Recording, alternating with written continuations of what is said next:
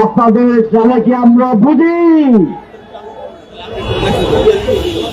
আপনারা চালাকি করলেও আমরা তার প্রতিবাদে আমাদের দাবি আদায় করার পন্থা আবিষ্কার করব ইনশাআল্লাহ। আমরা কোনো নিয়মতান্ত্রিক আন্দোলনে আছি, সোজা আঙ্গুলে যদি কি না হতে আঙ্গুলে বাঁকা করব, কি আমাদের লাগবেই।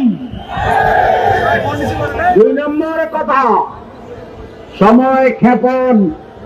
এই চালাকি আপনাদেরকে বিপদে ফেলাবে ইনশাআল্লাহ। গণভোট জাতীয় নির্বাচনের আগে হতে হবে।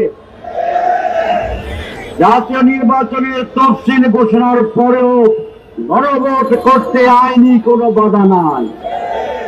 সুতরাং সময় আছে, আরো 15 দিন ক্ষেপণ করবেন, সময় থাকবে।